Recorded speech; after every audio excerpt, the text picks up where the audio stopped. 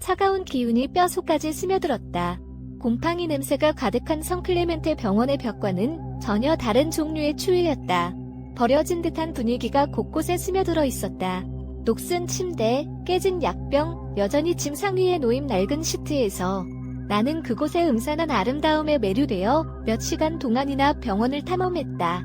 나는 잊혀진 장소를 전문으로 찍는 사진작가였고 저주받은 병원이라는 평판을 가진 성클레멘테는 그야말로 최고의 보물이었다.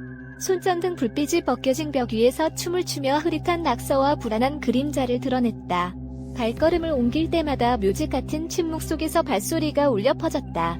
깨진 창문 틈으로 새어 들어오는 바람 소리만이 간헐적으로 들려올 뿐이었다. 나는 그곳에 얽힌 이야기를 들었다. 설명할 수 없는 죽음을 맞이한 환자들, 유령의 출현, 밤의 속삭임에 대한 이야기였다.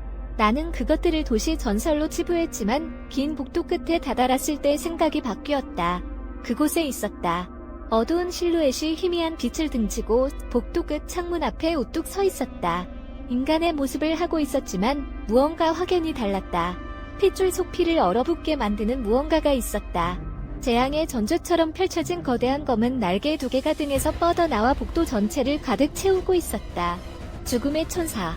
그 형상은 자연의 법칙을 거스르는 듯한 정지 상태로 미동도 하지 않았다.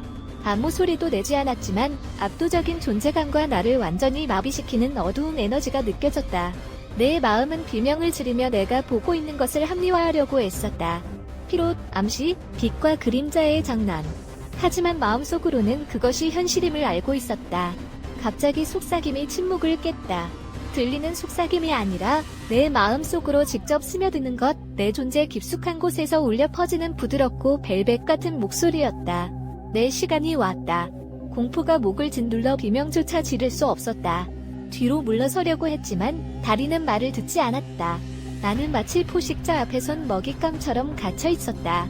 날개 달린 형체가 불안한 우아함으로 복도를 미끄러지듯 천천히 다가오기 시작했다.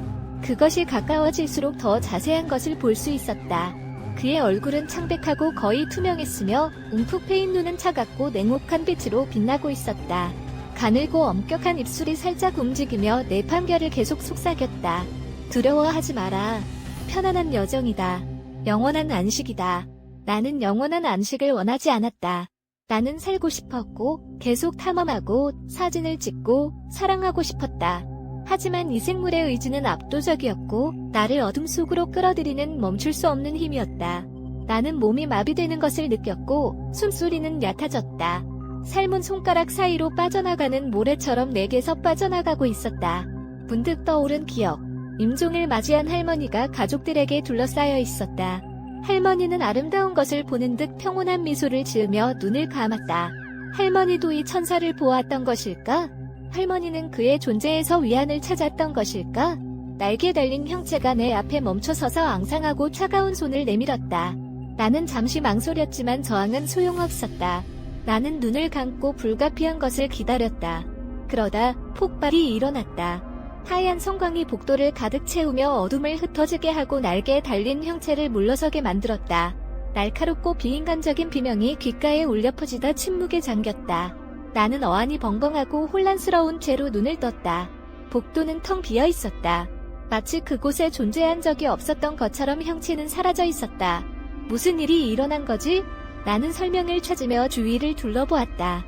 그때 카메라가 보였다. 나는 도망치기 시작했을 때 카메라를 바닥에 떨어뜨렸었다. 나는 떨리는 손으로 카메라를 집어들고 화면을 확인했다. 내가 찍은 마지막 사진은 손전등 불빛에 비친 텅 빈 복도를 보여주고 있었다. 천사도 날개 달린 형체도 없이 그림자와 먼지만이 있을 뿐이었다. 내가 모든 것을 상상한 걸까? 병원에 대한 이야기에 영향을 받아 지친 정신이 만들어낸 산물이었을까? 어쩌면. 하지만 강렬한 추억이 내 마음속의 속삭임, 죽음의 문턱에 있었다는 확신. 모든 것이 단순한 환상이라고 하기에는 너무나 현실적이었다. 나는 비틀거리며 병원을 나왔고 마치 처음인 것처럼 밤의 신선한 공기를 마셨다. 나는 다시는 돌아오지 않겠다고 맹세했다. 하지만 이야기는 여기서 끝나지 않는다. 며칠 후 병원에서 찍은 사진을 인화하다가 나는 불안한 것을 발견했다. 날개 달린 형체를 만나기 전에 찍은 사진 중 하나에서 복도 배경에 검은 얼룩이 보였다. 주변 환경과 어울리지 않는 듯한 무정형의 그림자였다. 나는 그것을 확대하여 무엇인지 알아보려고 애썼다. 그리고 나는 그것을 보았다.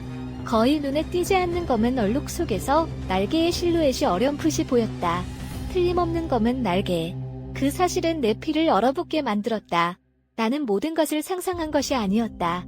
죽음의 천사는 그곳에 있었다. 그림자 속에 숨어 있다가 자신의 때를 기다리고 있었다. 하지만 왜 사라진 걸까? 왜 나를 살려준 걸까? 나는 마지막 사진에서 답을 찾았다. 성광이 터지기 직전에 찍은 사진. 그 사진에서 내 뒤에 흐릿하지만 틀림없이 다른 형체가 보였다. 하얀 옷을 입고 밝게 빛나는 날개를 가진 평온한 얼굴의 형체. 수호전사. 단지 어쩌면 죽음이 마지막 말을 하는 것은 아닐지도 모른다. 어쩌면 가장 어둡고 버려진 곳에서도 항상 희망의 불꽃이 있을지도 모른다. 하지만 때로는 그 희망이 날개와 빛의 검을 가지고 온다. 그리고 단지 때로는 두 번째 기회를 준다. 하지만 조심해라. 흑단빛 속삭임은 항상 가까이에서 인내심을 가지고 자신의 때를 기다리고 있으니 다음번에는 그렇게 운이 좋지 않을 수도 있다.